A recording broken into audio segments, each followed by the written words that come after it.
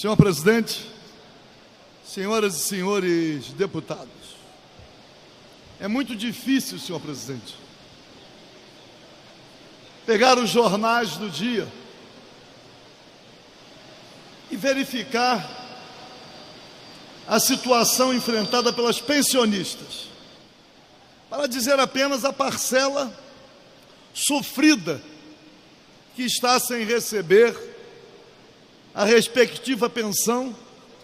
São as viúvas deixando de receber aquilo que é devido em decorrência da irresponsabilidade continuada do governo, que agora, não obstante a exitosa ação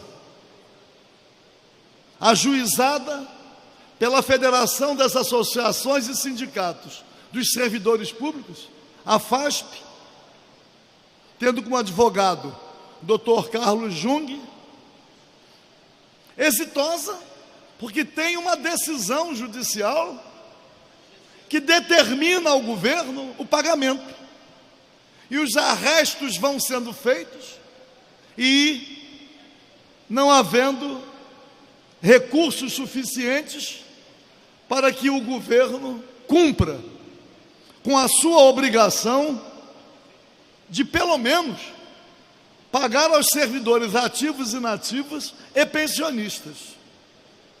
Mas as pensionistas experimentam hoje um sofrimento muito grande. E aí, senhor presidente, senhoras e senhores deputados, o deputado Anderson Nogueira concluiu o seu pronunciamento falando nas contas do governo.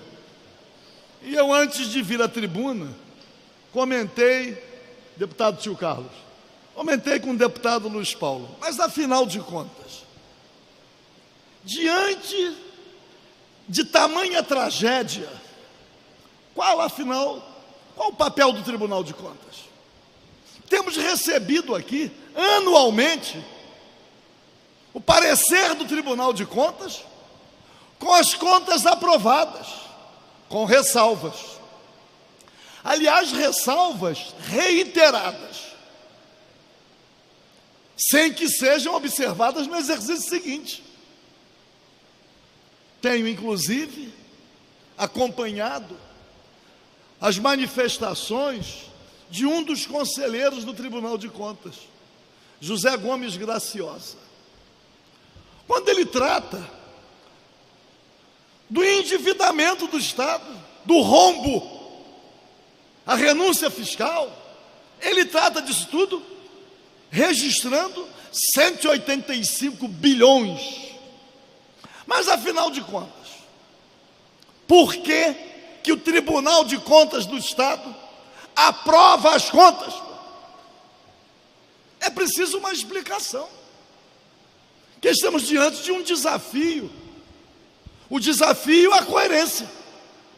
Um membro do Tribunal de Contas faz denúncias, as mais graves, com números. Recebemos aqui um técnico do Tribunal de Contas que diz que um documento necessário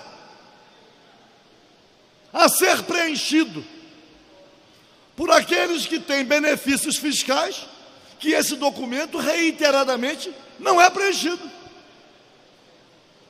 Qual o controle? Quem é que tem o dever de fiscalizar?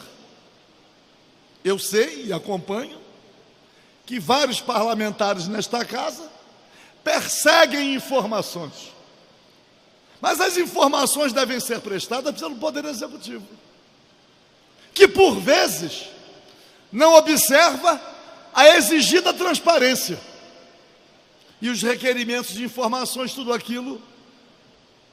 não chega ao conhecimento desta casa. Mas o Tribunal de Contas é um órgão auxiliar do Poder Legislativo, exatamente para cumprir esta finalidade. Então, o que eu indago, e vamos ver como vai ser o procedimento do Poder Legislativo, diante do parecer do Tribunal de Contas, aprovando as contas com ressalvas, mas fazendo denúncias. Para enganar a quem?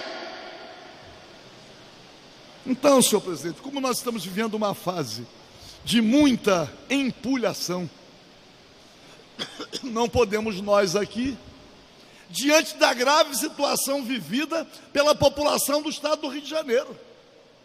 Chega na área da saúde, não tem o atendimento devido, não tem medicamento, não tem insumo, terceirizaram e não pagam aos terceirizados, entregaram para as OS no estado, recebendo quase que 50% dos recursos destinados à saúde, e não tendo a responsabilidade nem de 20% da rede.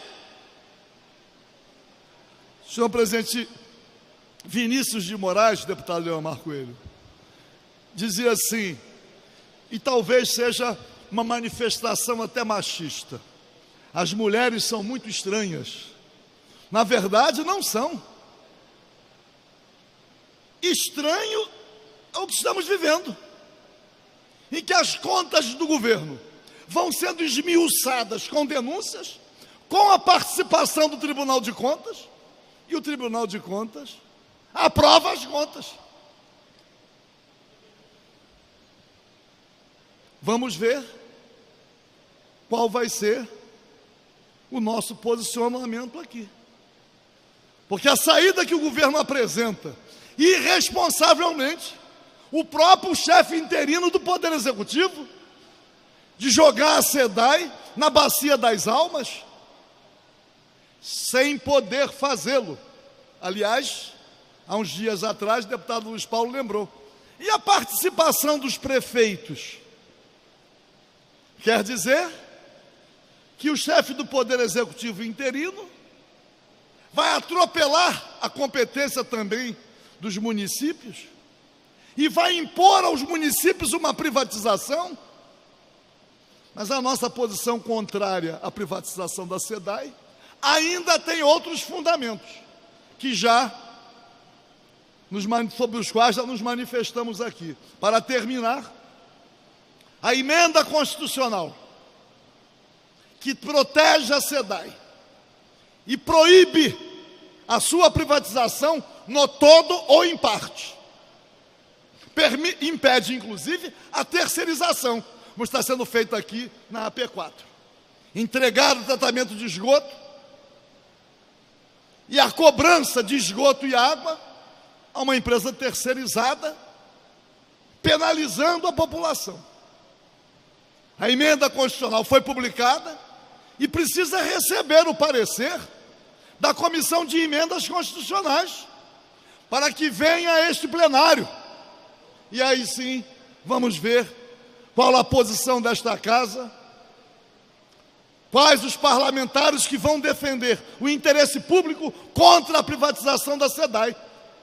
Mas é preciso que esta oportunidade seja oferecida à população do estado do Rio de Janeiro, em homenagem àquilo que é do seu interesse, em homenagem à luta dos sedaianos, mas em homenagem a um mínimo de atendimento à saúde que deve ter a população. Água potável em todas as torneiras, esgoto recolhido e tratado. A SEDAI é uma empresa lucrativa.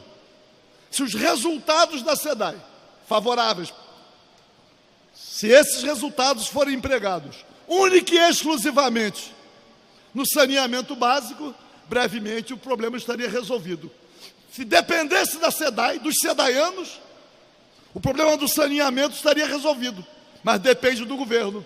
E o governo é entreguista. O governo não tem responsabilidade pública. O governo já disse ao que veio. E agora quer consumar esse crime entregando a SEDAI por 3 dinheiros. Muito obrigado.